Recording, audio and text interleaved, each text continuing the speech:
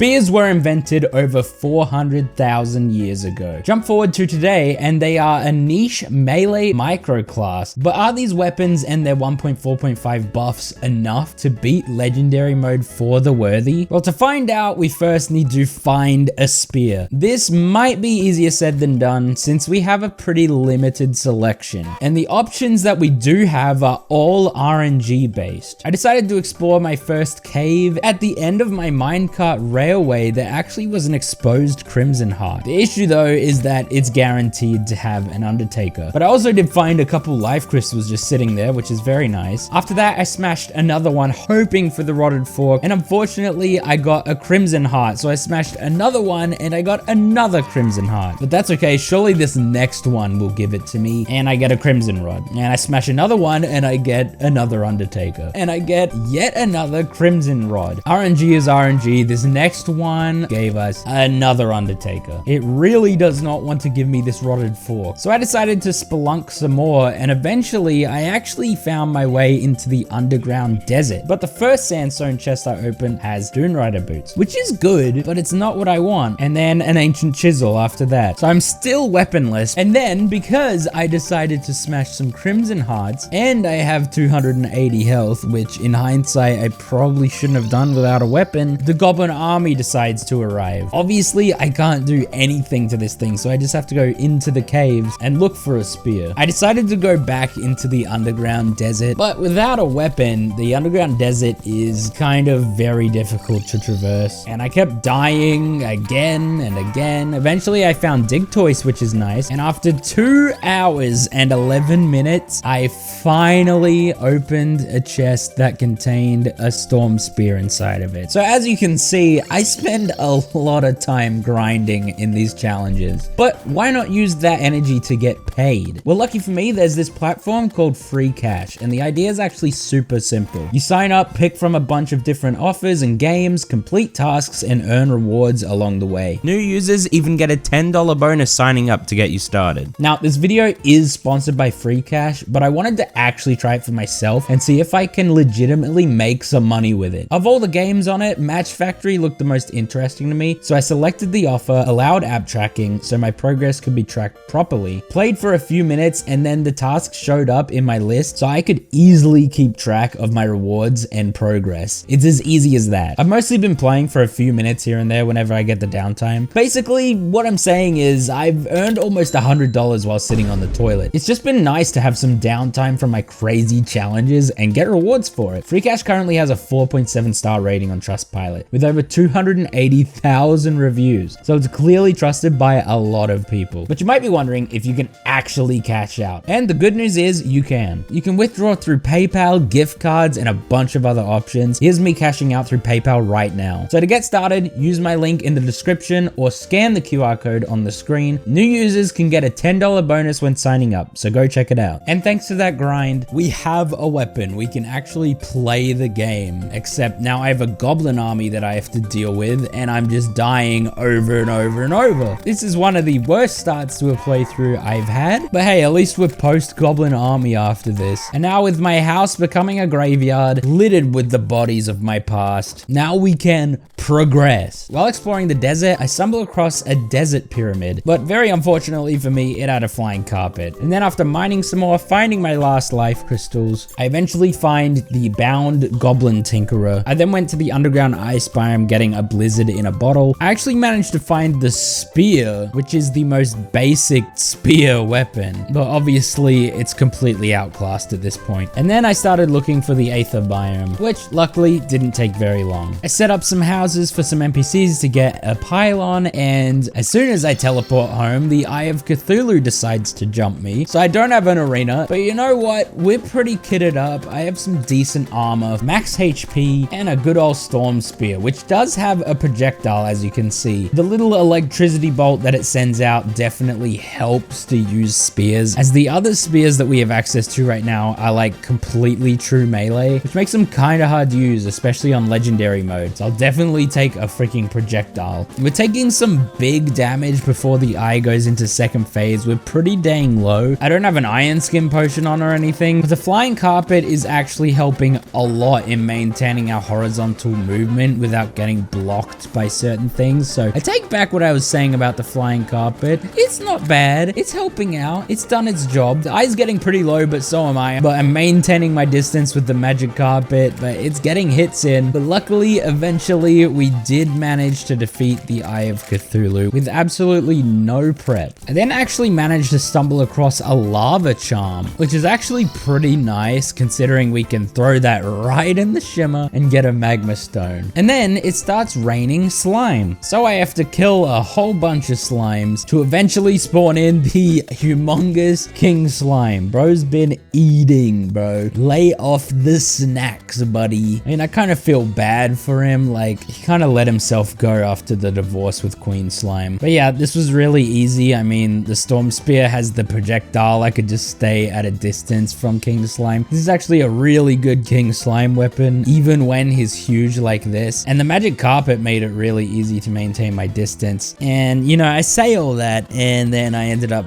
dying anyway because I got comboed like 4 times by the slime. I actually blame that freaking cloud slime for jumping so high and knocking me back. And with not much left to do, I blew up another Crimson Heart, summoning the Brain of Cthulhu. Now what's annoying is there was a couple spiders in my arena and they just weren't going away. And it seems like the damage isn't too good here. Like, I am chipping at the creepers, but we are definitely not doing crazy damage. Like, it's definitely not the best weapon against these things, but it's not the worst. The main issue is the projectile doesn't pierce, so I have to kind of get in close with the spear to hit a bunch of them at once. The Hellfire debuff is definitely helping though. This fight isn't on a time restraint, so it doesn't really matter if we take a while. The issue is those dang spiders are still here killing me. Eventually, I've whittled down the creepers to quite low amount, but this is taking ages, man. Eventually, all the creepers are defeated, and that just leaves the Brain of Cthulhu. Now, I did do a little bit of prep. Unfortunately, though, I just couldn't do it. I was taking too much damage. It was still hard for me to figure out which one was which quick enough, and I died. But I did get enough tissue samples to get a Deathbringer pickaxe, which means I can now go mining for some Hecker's Stone and grab a HE double hockey 6 forge and getting a big upgrade with some molten armor. I then fished for some extra buffs, made the block slab a bit bigger, so hopefully my strategy would work better. Went and got a sharpening station in the underground jungle for a little bit of armor penetration, and now I'm ready to challenge it again. Now I had to do it with a freaking bloody spine because I've destroyed so many hearts, and right away in the fight I get hit with the broken armor debuff, which cuts my defense in half. Very bad debuff to get. I'm very low now, but we get a heal off and the broken armor eventually runs out. So it's looking a lot better, and I do manage to whittle down all the creepers, so now all that's left is the brain. And I hop onto my blocks, and it seems to be working this time. I can tell which one's which by which one's on fire. As long as I have fast enough reaction times, we should be fine. That freaking spider just can't get to me as long as I don't jump. And I have to make some quick decisions, but it is in fact only those top ones, and just like that, the Brain of Cthulhu has been defeated. After our victory of the Brain of Cthulhu, I took on the King Slime once again for my revenge. This time, a bunch of natural slimes aren't spawning from the slime rain, so there isn't a cloud slime to mess me up. Also, I have Hellstone armor and stuff, so it was very easily defeated. I actually no-hit it very easily. And with that, we get a solidifier, and we can now make the slime spear. Yippee! This thing is a piece of garbage. And with that, there's not much else for us to do but to summon in Skeletron. With him spawned in, I actually forgot to place down my stations, so I went and did that. I tried using the slime spear to make my fire debuff do a bit more damage, but it wasn't really effective. I don't know how well it was working. But the storm spear is doing a good job here. The magma stone is definitely helping as well alongside it. His hands are getting destroyed pretty quickly, and I can keep my distance pretty easily with the storm spear's projectile. But yeah, this is really not that hard. I have a feather fall potion for some extra movement capabilities. So now both the hands are destroyed. It spawns in all the dark casters, and I low-key got stuck in Skeletron's spinning skull and instantly died. But the next night I spawned him back in. This one was going just as well. In that first phase, the hands were quickly dealt with. Now with them destroyed, the Darkcasters are back out, but they shouldn't be too much of a problem. I am able to keep my distance quite easily with a Featherfall potion, and the Storm Spear is actually dishing out some good damage while Skeletron is spinning its skull at me. Obviously, its defense falls while it's doing that, but also I'm hitting it with the spear itself and the projectile, which definitely makes a difference. And yeah, these Darkcasters, not a problem at all. I'm not even killing them. I don't have to. And Skeletron is easily defeated on our second attempt. So we headed straight into the dungeon. I do manage to get a Shadow Key, Cobalt Shield. I got a Ram Rune, which I want this accessory to work. I feel like it's good. I want to use it, but you can't use it with a mount, unfortunately. If they nerf the roller skates, maybe then I'll use it. And now with the Shadow Key, I headed down into the underworld looking for shadow chests, eventually granting us a big upgrade with the Dark Lance. Now this thing unfortunately wasn't touched in 1.4.5, but in 1.4.4 a while ago, it was buffed with a little bit of a damage buff and a little shockwave at the end of the spear. The only thing is, it's often overshadowed by its big brother, the Knight's Edge. But on a spears only run, this should be pretty good. Maybe we won't even need a funnel for this For the Worthy playthrough. Right? We won't need a funnel. That'd be crazy. This thing seems really good. Well, I wanted to test my theory. I didn't want to go straight to a funnel. Let's see if we can beat it without one, just to test the waters or the lavas. Off rip is not looking very good. I don't have any fire imp banners, so these imps are hitting like a freaking truck, like a freight train. I don't know who designed For the Worthy Wall of Flesh with these dumb imps. 120 damage from one burning sphere. How is that freaking fair? So I then killed a bunch of fire imps to get a ton of fire imp banners. Maybe this time we'll be able to do it. I didn't do a single bit of damage to the wall, dude. It did not take any damage. This time I tried it fully buffed and I did some damage to the wall. Wasn't bad, but these hungry are freaking tearing me apart. There's so much going on. The Dark Lance is not keeping up. I just can't do anything, bro. This is maybe impossible. So frustrated, I changed gears just to have some fun. I decided to fight the Queen Bee. With the Dark Lance, this was absolutely no issue. I mean, it was actually destroying her. This is the power of the Dark Lance, man. Like, it is good as long as you're not fighting the beefed up wall of flesh. I decided I'm gonna try the fight once again, and oh my gosh, dude, the damage, man. I'm taking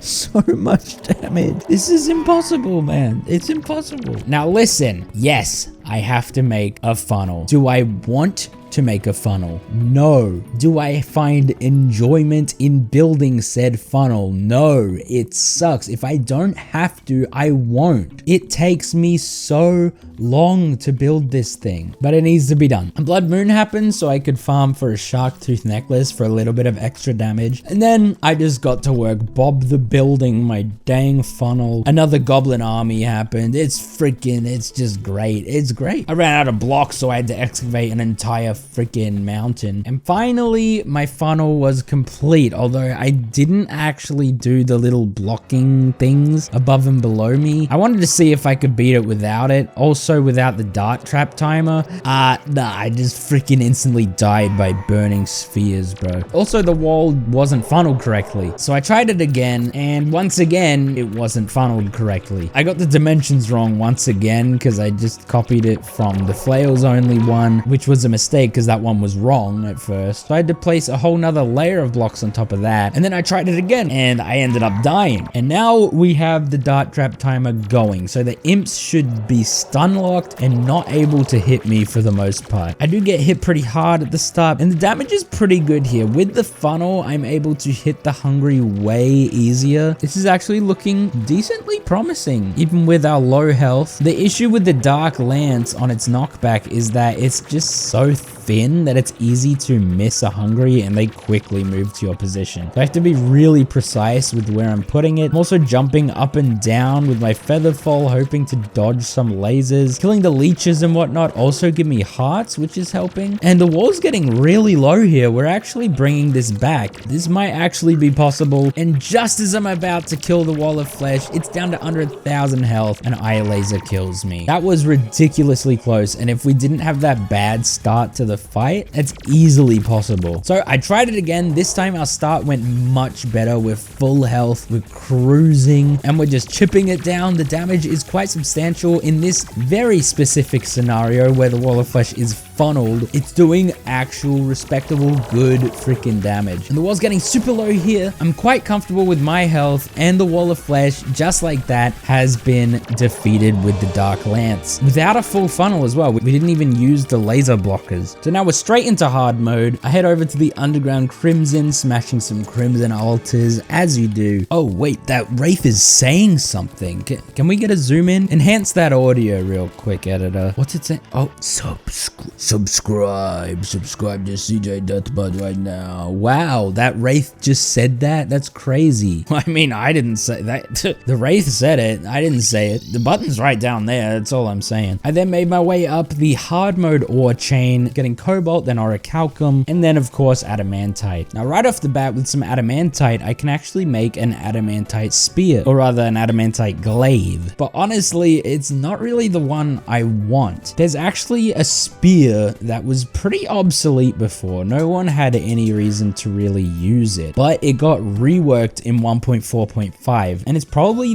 the spear I was the most excited to use in this playthrough. You get it from lava fishing, and honestly didn't take that long to fish up, being the obsidian swordfish. The rework actually makes it spew out these flames, and it's unlike any other spear. It was actually a lot of fun to use. It has this arching random projectile pattern, and it did respectable damage. Like, it's pretty dang good, honestly. I then farmed some mimics for cross necklace, philosopher's stone, monies, and then I farmed some wyverns, making some heckin' manly wings. I also set up an artificial corruption biome, and then the pirates arrived, so I just sat in a hole and shot my obsidian swordfish upwards, and I died a couple times, and that was it. And I actually managed to defeat a flying Dutchman afterwards, and I eventually was able to spawn in the Eater of Worlds. This should not be a problem with our new weaponry, and with it defeated, we can now get a worm scarf. I fished for some prismite, ebon koi, farmed some souls, and then under the fall of night spawned in the twins. I actually used my Skeletron arena because it was just my best arena that I already had built. And right off bat, I'm getting hit kind of hard, but I'm only using the obsidian swordfish here. Obviously, the projectile is pretty essential for this fight since they're so tiny, and the only time I'd be able to hit them with true melee attacks is when they're dashing at me. Now, this projectile is honestly not easy to hit against these guys. The way they space themselves at me and its gravity is kind of weird. I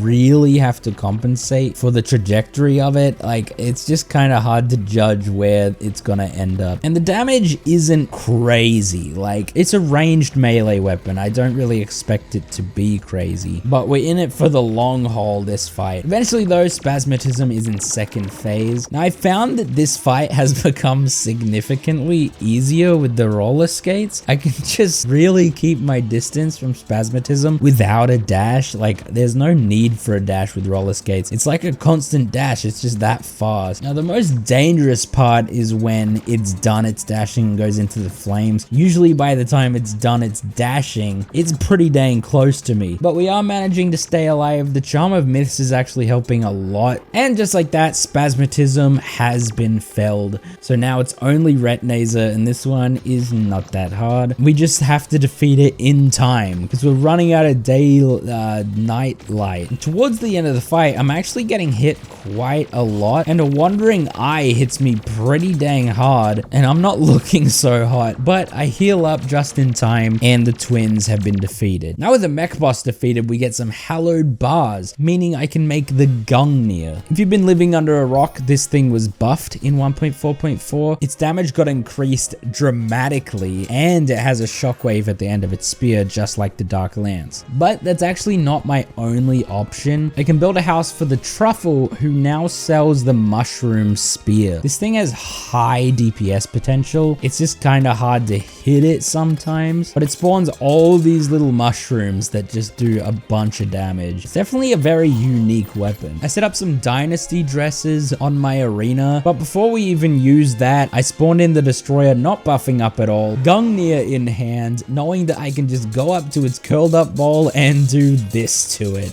Just freaking instantly dead, bro. Unfortunately, I don't have a DPS meter because the traveling merchant doesn't want to sell me one, so I don't know how much damage it was doing exactly, but it was a lot. Infinite Pierce goes a long way. And the next night, we're gonna do an actual boss fight, Skeletron Prime. Now, this is where the dresses come into play. Obviously, if you've seen any of my For the Worthy playthroughs, I usually use dresses or chests. This is due to Prime destroying tiles with his bombs, which is absolutely ridiculous, but the dresses are completely indestructible to explosions. I have two main weapons I'm using here. I'm not really using the Gungnir. I'm choosing to use the Obsidian Swordfish for its projectile, and then the Mushroom Spear while Skeletron Prime is spinning towards me for a ton of damage, because it's much harder to hit the Mushroom Spear while he's just flailing around, but it can hit hard when he's spinning his skull. That damage is crazy. This fight wasn't too hard, although the enemies spawning were pretty freaking annoying. I did elect to do this by my dungeon, which is where I actually set up my artificial corruption, so like corruptors were spawning in, which was not ideal, and everything in this freaking area was getting blown up so hard. But it didn't take too long for Skeletron Prime to be defeated, and so was the guide and the party girls' houses. They were very much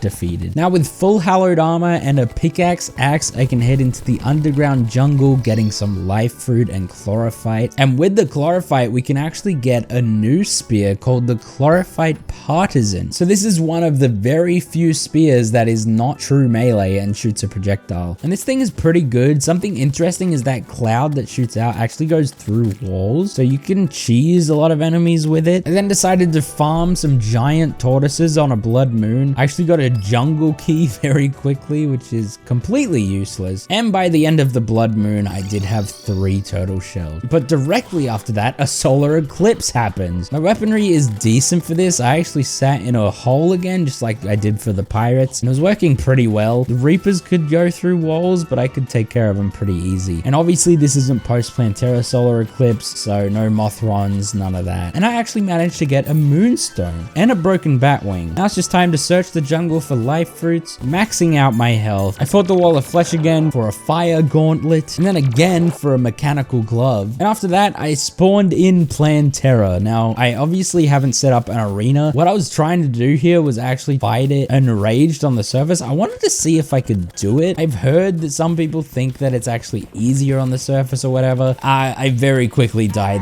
It did not work. I mean, it's legendary mode, so it might be a bit different, but yeah, that did not work. So tried and true, I set up an Osagoth tunnel. It always comes back to the Osagoth tunnel. And with my mini main arena, I spawned in Plantera for real this time. Now in first phase, I was actually electing to use the Mushroom Spear, and this was doing crazy damage for melee. Like, look at this. This is really good. It eventually got to the point where I headed into the tunnel. It might have been a bit early, but I didn't want to get caught with my pants down. And it finally was put into second phase. And now I'm just shooting my Chlorophyte Partisan up, as the Mushroom Spear is not going to reach, but this thing reaches perfectly. And Plantera is just walking right into the clouds, taking some good damage. It's definitely whittling her down quite a bit. She's getting quite low now. We're actually heading into a marble biome. So I decided to turn around, and it was just super messy. I was taking a lot of hits. I'm super low now, but I did manage to get away from her just enough to keep hitting her with the clouds. And just like that, Plantera is defeated. So now with Plantera defeated, I want to set up a mob farm. It's actually a very efficient mob farm that uses wiring to quickly get the mobs over to me. And yeah, it was working almost a little too well. There were a lot of enemies in that pit, and obviously I want dungeon spirits for ectoplasm, but that did make this more dangerous. And I basically just sat here farming a bunch of enemies. I got like a paladin's shield, and with the ectoplasm I made a naughty present and spawned in the Frost Moon event. This is for our final spear. Yes, that's right, our final spear is from the Frost Moon. We need to get it because it's our best spear, but the Frost Moon was kicking kicking my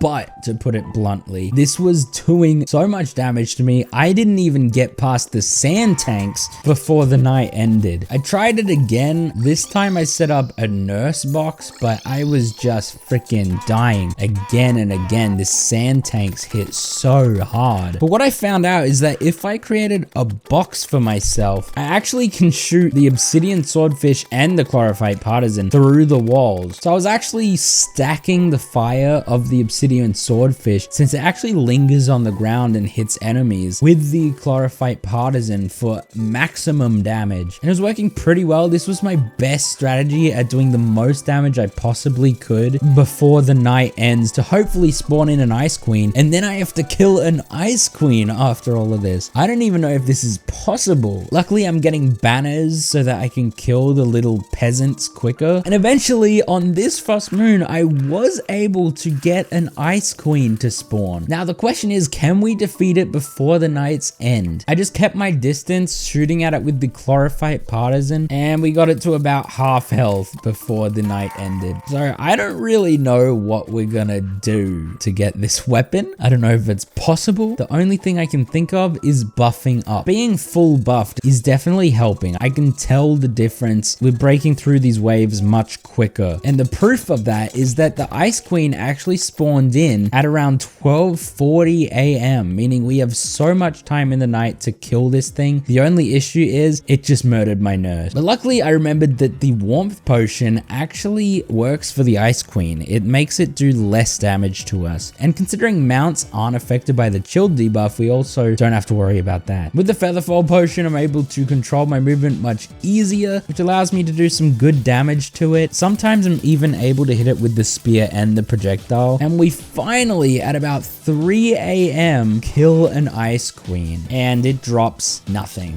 That is about what I expected. Unfortunately, at its lowest chance, the weapon I'm looking for only drops at a 15.56% drop rate, meaning we're probably gonna have to beat like 7 of these at least. So I had to keep spawning in frost moons, very freaking monotonous, until an Ice Queen spawns in, chip it down, hoping not to die. Really stressful sometimes, especially when it's doing this spinning shards attack, just for it to drop absolutely nothing and start all over again. Now sometimes a second Ice Queen would spawn and I was able to do quite a bit of damage to it, but I just can't kill it in time. But it would really freaking help if I was able to kill 2 Ice Queens in the entire event. I managed to kill another Ice Queen and it drops nothing again. I came so close to dying to an Ice Queen while it was incredibly low on health, and I didn't want to risk it, so I teleported home to Nurse Heal and it freaking despawned. So that whole frost moon was for freaking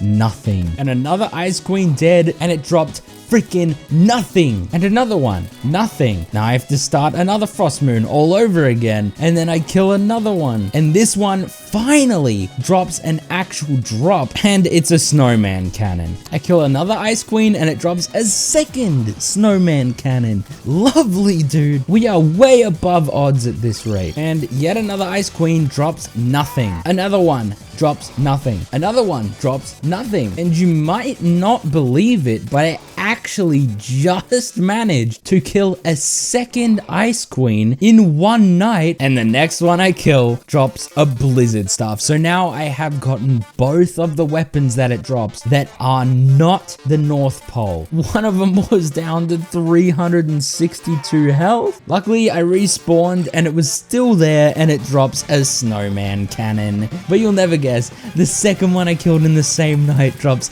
another freaking snowman cannon. I was legitimately crashing out, dude. This is some sort of sick freaking joke, because the next one drops a freaking blizzard star. This is the worst experience I've ever had with this game, bar none. This is horrific. I literally had a whole day of recording this before I had to give up, and I still didn't get it. So I started again on a new day, fresh mind, started fighting my first Ice Queen of the night, and I think you know where this is going, because on the first Ice Queen kill, it dropped the North Pole. Finally. I might retire from Terraria at this point. I have nothing left to give. So we finally got the North Pole. Now we have the best spear in the game. It should be smooth sailing from here. This thing should just carry us to the end of the game. Now this weapon is pretty cool. It shoots out this projectile which rains down these icicles. It's very cool looking. It's blue.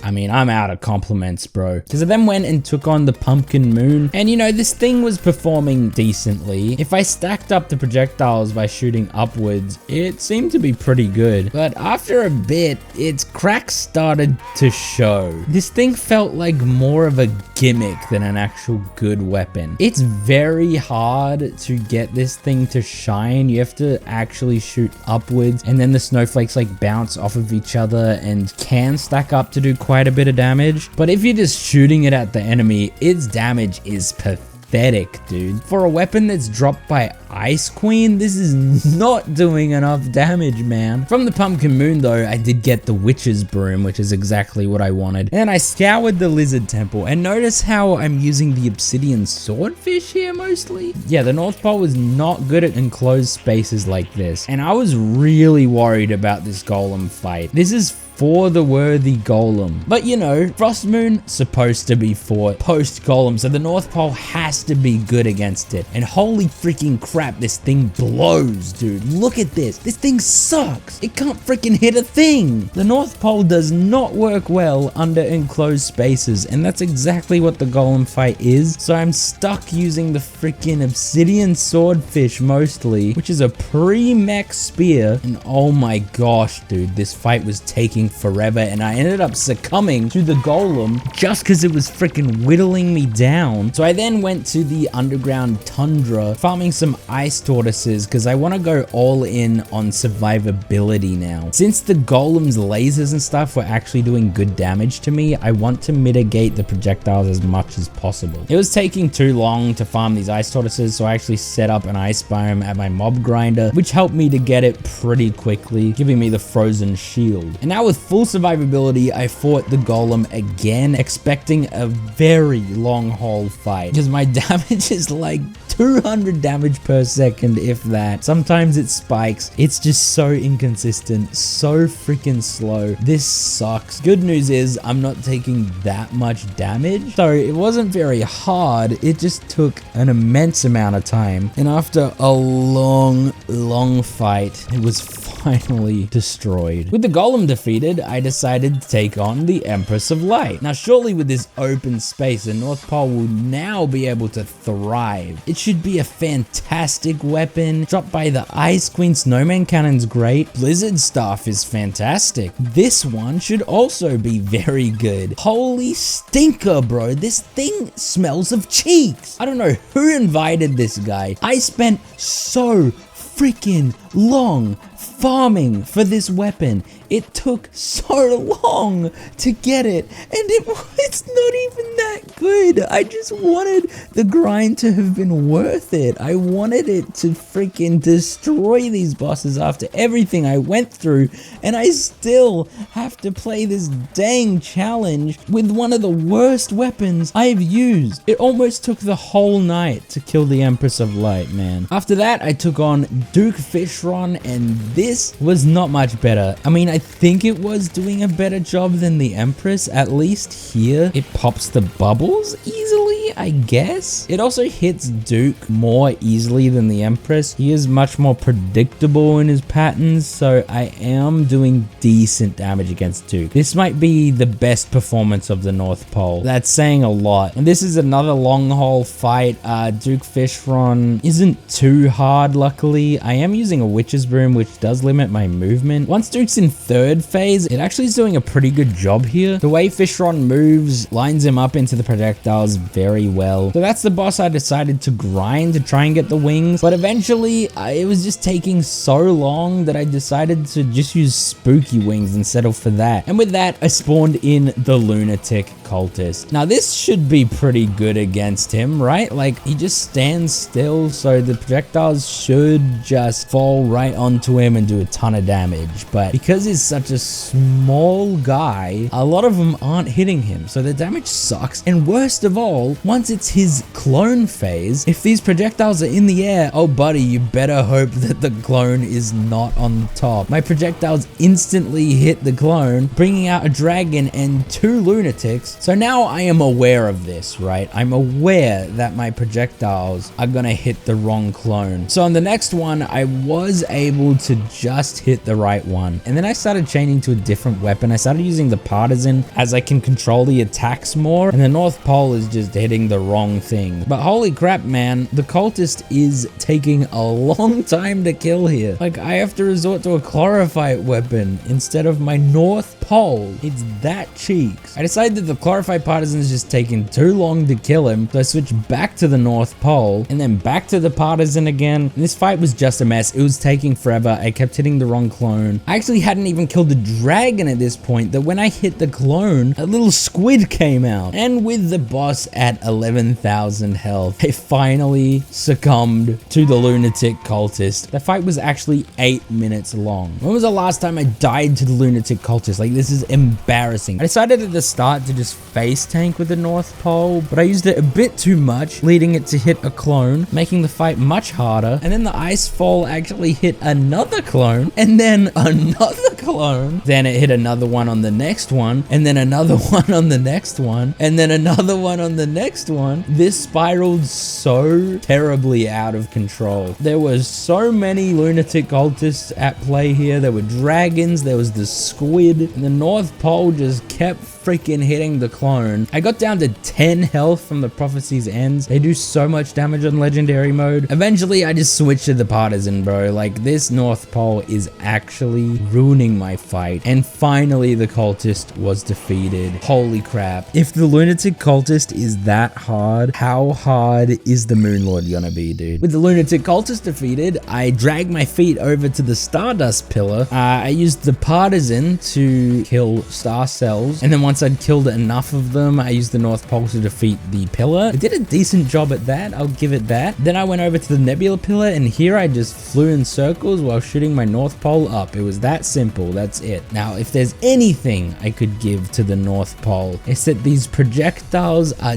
decent at just raining down on a bunch of enemies and just hoping that it kills some of them. It does a pretty good job at that. With the Nebula pillar defeated, I went over to the Solar. This one I thought would not be fun at all, so I decided to maybe try and cheese it, but that was not working. But after many deaths and a long time, the Solar pillar was defeated, and now it's the final one, the Vortex pillar. This one, for some reason, I can't cheese with, but I decided to make my hole deeper, and here I actually can, and it's doing a good job here. It's killing a lot of the Vortex enemies. And now Impending Doom approaches. With all my pillar fragments, I made some super healing potions and awaited the Moon Lord's arrival. Now, I tried stacking some projectiles for the Moon Lord's top eye. I'm just blindly shooting the North Pole. Once the top eye is open, I'm shooting directly at the top eye, and yeah, we're gonna be here for a while. Now, don't forget that this is for the Worthy, which added these moon boulders recently. It used to be a Zenith exclusive, but now they're here to completely ruin my day. I just have to make sure that I'm dodging them. The worst part is after they've shot out, they bounce around, which can do huge damage to me. I focused my build very much on survivability, which meant my damage wasn't great, except when I decided to go and shoot the North Pole upwards, and I was doing some good damage to the Moon Lord. The only problem is I took some significant damage as well, but the North Pole was actually performing pretty decently there. It's also pretty hard to play the long game when there's moon boulders that can just completely ruin my night with only a couple hits, but I'm mostly just staying on the outside, shooting my North Pole, dodging the death laser, then just praying that I don't get hit by a moon boulder. I get down pretty low, down in the 60 health range, but I do manage to bring it back. Kinda, it's not looking great for us, honestly. We keep getting whittled down, getting our health back up to a little better range, and then just losing our health again. And eventually, I'm whittled down enough that a moon boulder kills me. I use a sigil to spawn in the Moon Lord again. This one was going pretty well. tutorial was just more of the same, but after a long time of dodging death lasers and moon boulders, every laser feeling like a freaking gamble, I finally destroyed the